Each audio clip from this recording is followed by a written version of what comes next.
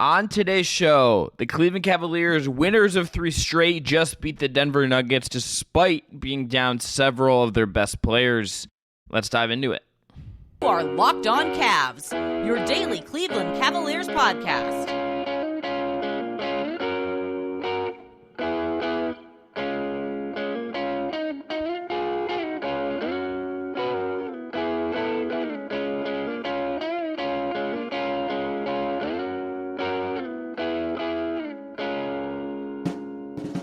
All right, the music you heard on the way in is from our friends at Astral Radio. I am Chris Manning, that is Evan Dammarell, and this episode is brought to you by PrizePicks, the easiest and most exciting way to play daily fantasy sports. Go to prizepicks.com/LockedOnNBA and use code all lowercase LockedOnNBA for your first deposit match up to $100. All right, so today's show is all about Cavs Nuggets. We have a third straight Cavs win to talk about. We have Darius Garland's great performance, Jared Allen's great performance, a good Evan Mobley game, Craig Porter Jr. But really we have to start with the fact that our super producer, Jake Stevens, who I not mentioned it on purpose, is currently doing Cavs versus Nuggets. If you're watching on YouTube, there could be a little thing of him eating this. If not, we'll put it up as its own little video, little bonus content for you on the YouTube side. As of right now, he is 50 down. He sent us a text at 30 in and said, quote, "I'm 30 in and feeling the gravity of the situation." Yeah, I texted him saying like, "Hey, I'm too lazy to scroll. Let me know what your address is." And he's like, "Dude, I'm so excited. Like legitimately like showing enthusiasm for it." And I said, "Do you have any sauce preferences?" He's like, "No, not really." So I just got him a little bit of everything. So hopefully he's got like a nice variety of flavors. Hopefully like a jar of Tums as a side instead of like the fries that come with it. But, you know, I think I sent a screenshot to the group chat we have with Jake, and I earned 5,120 points on the McDonald's app today, which is the equivalent of a free quarter pounder with cheese if I order through the app. So, Jake, if you're hungry while producing this, QPC on me, I guess. Jake, worried about your gut health, my guy. Full disclosure, we are 4 minutes ago, and then we hit record on this. He was at the 50 mark, so he went from 30 to 50 in 20 minutes. So he's averaging about a nugget a minute right now. It's a little bit concerning. As someone who, like, I'm not gonna sit here and tell you I'm like a bastion of health. There's things that I do that are not the healthiest, and working on it. But the Nuggets challenge is one of my greatest fears. I totally get it. I don't think I can handle it. Tagged me when I like shared the DoorDash order heading to Jake's apartment, and they're like, I was at Wendy's and somebody ordered 80 nuggets for the occasion. Then they just started right away, and I'm like, my stomach flips at like the thought of like 10, maybe 15 more at this point. Like if I'm like consuming the herbal substance that'll be legal in Ohio soon enough, maybe my palate and gullet is a little more expansive. But when Jake's at 50, the last time I tried to do that, I was in high school and I got to like 25, 30, and then my friend Zach like housed 60 of them by himself. So more power to you, Jake. I believe in you. Godspeed. And I can't wait to give updates during the show. Let's do it. Let's do one final update at the end. Let's see how we're 4 minutes in. Let's see how far he gets in the next 20 plus minutes. All right, but for most important thing today, really buried the lead, is Cavs Nuggets. Big takeaway from you, Evan. I think a pretty just great overall team performance by the Cleveland Cavaliers, considering no Donovan Mitchell as he dealt with his hamstring injury. Karis LeVert is out. Isaac Okoro is out. Ty Jerome is out. This is not a particularly healthy team at the current moment. But they attacked and attacked and attacked. They were urgent. They were purposeful. I thought, particularly in the first half, Garland and Mobley were the main drivers of what worked for this group. Craig Porter Jr. stepped up, and Jared Allen had a plus-minus of plus 42 and was really good in this game. The best game I think he's played this year. So all in all, a third straight win for the Cavs, now above 500, took it to the world champs with all these injuries. I don't think they should feel great about this work on Sunday night. They shouldn't feel great about this game. No, they should. They should. They should. I must have misheard you then. Or So we talked about turning the corner the other day, and so this is the third one in the row, as you had noted. Kind of like they heavy-legged performance against the Pistons, but like we're able to put Detroit away eventually. The game against Portland wasn't pretty by any stretch of the imagination, but you take a win if you're the Cavs at this point after a topsy-turvy start. But I'm not saying the corner turn is like starting to happen, but the Cavs are building some like positive momentum. And like you said, it's without Donovan Mitchell, like their best scoring player, arguably their best player. Like they really took it to the defending champs. With as a caveat, they didn't have Jamal Murray, but you can also say the Cavs didn't have Donovan Mitchell. But more impressively, it's just like the Cavs really took it to the Nuggets like physically. Like they played a lot of downhill basketball. I asked JB Bickerstaff about it post game, and he said it's a point of emphasis, but it's a product of their offensive flow. But pre-game, Bickerstaff like made it clear, like, hey, the Cavs are a pretty solid defensive rebounding team, but they give up a lot of second chance opportunities still. And I think that is a product of maybe instilling new pieces and also not having Jared Allen for the better part to start the year. But like in this game against Denver, I really saw like they made it a concerted effort to like keep a body or two on Jokic at all times. And then Jared Allen kind of just like split the seams in the third quarter. And you saw just like a trickle down effect from there where the Cavs like just really ran away with it. I thought there's something about Bickerstaff I want to get to later, but I just felt overall the game plan was really on point for this game. They attacked the middle. I mean, really to me, Evan, when I knew the Cavs were going to for sure win this game, you're at 7:32 in the third quarter, and Nikola Jokic picks up his fifth foul. Yeah, that's at the moment I'm like, this one might be. The Nuggets, to their credit, were scrappy and like had a really good run in the first half. They made me buy 10 more chicken McNuggets than needed. That's true. Within the last 90 seconds, I'm just like, God dang it, Denver, you want to ruin my bank account? Yeah, look, just for full clarity, I paid for half. Chris paid his half. He paid his due. He agreed this is a tax write-off for a bit, but yeah, I can't wait to explain this bit to my wife when she checks the finances either this evening or tomorrow morning.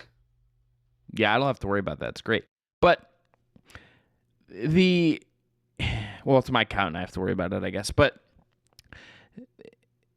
so two things. Number one, the Jokic comes out of the first half with 3 fouls. And you could tell from the get-go of the second half that he was like, okay, I have to be careful. I can't over-defend. I can't risk picking up fouls here because I'm needed on this other end of the floor. That was a very tactical choice. It's not uncommon for Jokic or anyone else. But he gets the fourth, and then he gets the fifth. And at the fifth, the crowd gets really into it. He's not happy about it. He has to check out. Cavs won the game right there. They dominated the rest of the way. Never really got close the rest of the way. Certainly some moments where the Nuggets were kind of in it and hung around. But by the time Jokic comes back in the fourth quarter, it was far too late. Cleveland gets out of this. And also, to their credit, first half, they're up at one point. Nuggets go. Jokic comes back after sitting. They go on an 11-0 run. Cavs respond with a 13-2 run of their own. Garland ices it at the end of the first half. Like, they just responded to everything and were really, I think, tactical about how they attacked the middle and dealt with Jokic. Jokic had quote-unquote a bad game, still had like 18 and 10 and a good amount of assists and rebounds and whatever. Like a very good performance. And yet the Cavs, as best they could, I think really took him out of this game in some ways, even if he got some numbers. Yeah, like Jared Allen talked about it post game. He was plus 42 on this game. Like he was a central figure in like really neutralizing Jokic. I think the Cavs in general like did a really good job of like kind of forcing or like at least pulling defenders out of the paint and kind of forcing Jokic to be like that central figure to protect the rim. And he is the best player in basketball, also just like one of the best players, period. But like he's not super athletic. He sometimes isn't the greatest defender, especially if like you force pressure on him, and the Cavs exploited that. And like I think again, a lot of good chess, not checkers for JB Bickerstaff in this game, or like they kind of playing this out. But yeah, like the conduit moment was to jump back. Like Jared Allen's plus 42, but he's like, yeah, we did a great job, but like he still almost had a triple double, which is crazy to think about. Like he had 12, 6, and 7 when he checked out after that fifth foul, and then proceeded to start to tear the Cavs up again, even with that foul trouble, because like they were up 20 plus at one point, then Jokic made it close, and then the Cavs finally pulled away with just not enough time left. But holy cow, like he is still an otherworldly player. And I think that is just a tip of the cap respect, just because like the Cavs are like, yeah, we have to play with our guys and not take our foot off the throat because this dude is just a walking threat, even with foul trouble. Coming up next, let's get into game awards. That's MVP, stat of the night, and play of the night. We'll do that right after this. Today's episode is brought to you by PrizePicks. PrizePicks is the largest DFS platform in North America, the easiest and most exciting way to play DFS. It's just you versus the numbers. You don't have to battle thousands of players, including the pros and the sharks. It is just you picking more or less than on 2 to 6 player set projections and watch those winnings roll in. With basketball season here, you can now pick combo projections across football and basketball from the Specials League. It's a league created specifically for combo projections that include 2 or more players from different sports or leagues. For instance, you could go over LeBron James and Travis Kelce as a combo of 3-pointers made and receptions. They also offer a reboot policy so that your entries stay in play even if one of your players gets injured. So right now, go to prizepicks.com/LockedOnNBA and use our code LockedOnNBA for a first deposit match up to $100. Again, prizepicks.com/LockedOnNBA for a first deposit match up to $100. PrizePicks, daily fantasy sports made easy. All right, MVP for me, Evan, is Darius Garland. I thought he didn't even need to have this big monster scoring night, but I thought his assertiveness, I thought his diligence, I thought his effort and the pace he played at in this game was as good as he's looked this entire season. Had 26-6, 4 turnovers, 2 of 4 from 3, 4 or 5 from the line. I thought this was Darius Garland just looking healthy, looking right, looking confident, and I think that set the tone for everything else that came for Cleveland. Yeah, and pregame, JB Bickerstaff said, like, hey, we are down Karis, or they might have been down Karis LeVert. We as in the Cavs and Bickerstaff talking. Donovan Mitchell was ruled out before the game, obviously. It's going to be a bit more of a performance that lean heavily more on Garland, and he definitely stepped up to the task, and I wrote this in the notes, like, yeah, he's the logical pick just because, like, he was just really dynamic in this game. Like, there was a moment where I think he had either Aaron Gordon or Kentavious Caldwell-Pope on him in isolation, like before both sides started pulling their starters, and he just broke them down completely and blew right past them. Like, I think it's safe to go out on a limb and say that hamstring is feeling better. I think it's safe to go out on a limb to say, like, Garland is finding his groove, especially just with all this extra spacing, whether it's from Max Strus or George Niang or even Dean Wade finding a bit of his touch again.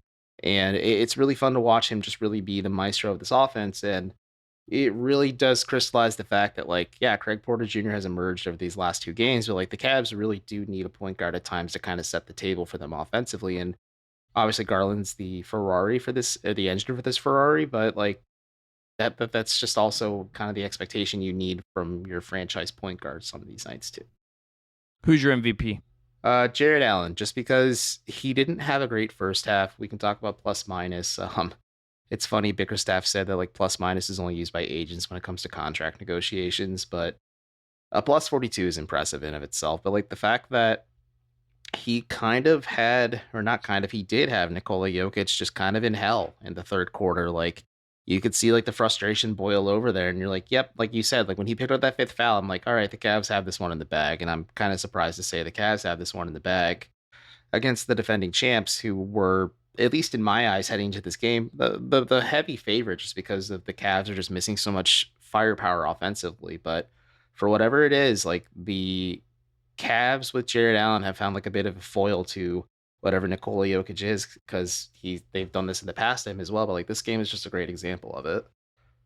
He was as good as I think he's been this entire season, and credit to him. You know, I mean, there's been times where that hasn't totally been the case for him. There's been times where, you know, to go back to the playoffs, like, you haven't gotten the Jared Allen you needed, but they got the Jared Allen they needed. And more, even if you just look at his stat line, it's like 15-5. It doesn't look overly impressive. But it's good. Sorry. Oh my God. Real quick, an update from Jake Stevens, who, okay, because friend of the program, Bill DiFilippo, asked how the Mambo sauce was, and I tagged him, and he said no sauce can actually make this good. So morale is low, but he keeps trooping on. Yeah, Jake's in trouble. Anyways, what was your play? What was your stat or play of the night? Go ahead and pick. Let's go to play. This one, the play was a night of, you had some chaos in this one. So I have two. Number one, I look at Dean Wade, who is apparently a wizard. He in the first half is like there's like crazy three. Yeah, there's like under less than 3 seconds left on the shot clock, and Michael Porter Jr. is in front of him, hounding him. And Dean Wade, he's either trying to get fouled or just get off a shot, and just blindly shoots it, and it goes in, and it's like, sure. And that's also one of those moments where when the luck, like that is somewhat luck, that just is, that goes your way.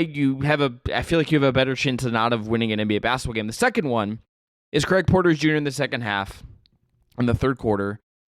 He is at half court. He reads exactly where a pass is coming. He jumps up, picks it, gets an easy two. That guy is composed as all heck for a rookie.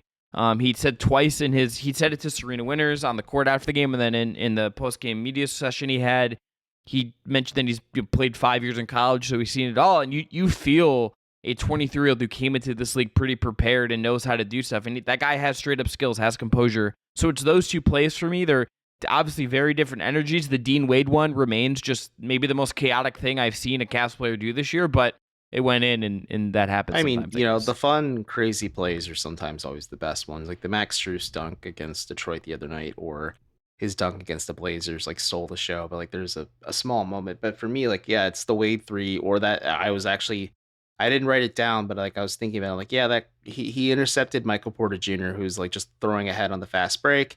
Just again, like was in the right spot at the right time, correctly read where the pass or the route was going, intercepted it, and then just got an easy dunk on the other end. And to your point, and also just like as he said, like he's noted in the past, he's a month older than Darius Garland. And so like he's technically a rookie, but has a lot of experience under his belt. But it's just really interesting to see how he isn't phased by the moment. And we'll talk about this more in the third segment. Like I think he is just kind of like making a case to like crack the rotation on a more permanent basis when the team's healthy. Obviously maybe not as heavy in minutes, but like he gives you a spark. And I think of a scouting report that I read from just like from Rafael. I was actually picking Rafael Barlow's brain about it. He's like, he's just a basketball player where like he just makes winning plays through his actions. And it really crystallizes in these last two games when he's gotten a healthy share of minutes that one, he isn't phased by the size of the moment. And two, like he just seems to always just be in the right spot at the right time, making the right play for the Cavs. If people want to hear more from Craig Porter Jr., the best interview I've ever seen with him, you mentioned him, Raphael. He is on the Locked On NBA Draft show right after the draft. There's a really great interview Raphael did with Craig Porter Jr. that is really worth a listen if you want to go learn more about that guy. All right, stat of the night for me, Evan. It's 56 points in the paint. This was the game plan, especially double down on as it went on. They just really went at the paint in this game, did their damage there. So 56 out of 121 points in the paint for Cleveland. That's my stat. Mine is Denver scored 17 points in the third quarter. Jared Allen alone almost outscored them by 13 points. Like, again, he didn't have a great first half, but they just came out dominant in the third quarter. I really think hitting that Jokic pressure point broke a valve on Denver's defense, and it was just like Zeke, Najee, and whoever like Aaron Gordon maybe was getting some minutes at the spot five as well, but like to gonna go hand in hand with your stat, like the Cavs just amplified the pressure, and Allen was, funnily enough, like the central figure of that offensive charge in the third for Cleveland that just pulled the game away permanently. All right, next, coming up, I'm just so baffled by worrying about Jake's stomach right now. Coming up next, we are going to touch on, I have two things that JB Bickerstaff, I think, as far as the game plan went, really dictated this game. We're going to give JB some flowers. At least I am, coming up after this.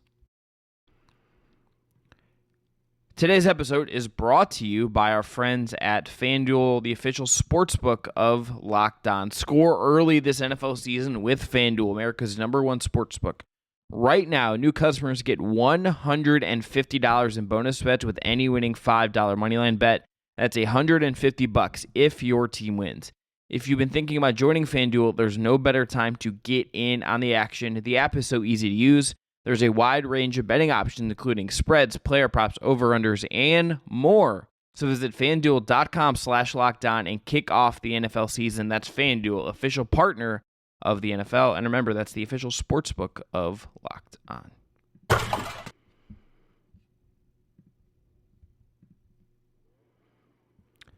All right, Evan, looking at JB Bickerstaff, two things. Number one, we hit on this already. They went at Jokic. They had Jokic in foul trouble, and they just said, okay, let's go at him. They kept throwing actions at him involving Jared Allen in plays on offense to make him either defend and risk a foul or just give up a pretty good look. That was smart and direct and purposeful. Secondly, I thought the cutting on all of the sets in this game, even in the beginning of this game, was really on point. They had guys all game working off of screens, trying to get downhill, getting good looks, finding angles, and getting into that softer middle of the defense a lot of the time. That was George Niang, that was Jared Allen, that was Evan Mobley. All of this was by design and really direct. You could tell that this was something they were going to focus on. That's just really good stuff from Bickerstaff, the coaching staff, to go that way with what they were going to do. So the Cavs were 11 of 27 from three-point range. So it's like 40.7%. Pretty good shooting percentage, I'd say. But like, go off of your stat from your stat of the night, and also just like the offensive approach of like just constantly applying pressure at the rim. This is 2 games in a row, or at least games where the Cavs kind of just look flat out dominant at times. Like, they really make a concerted effort to make pressure at the rim and do that inside out attack on offense where like they keep getting pressure. And then it's whether like guys like George Niang or even Max Strus or shoot, even Sam Merrill made like some healthy contributions, even though he went 3 of 9 from 3-point range. Like, the Cavs are able to get their guys like just really clean looks on the perimeter because their star players, whether it was Garland, Mobley, Allen, were just constantly getting pressure at the rim to just really make Denver uncomfortable, get Jokic in foul trouble, and also defenses will read and react to how offenses are kind of killing them.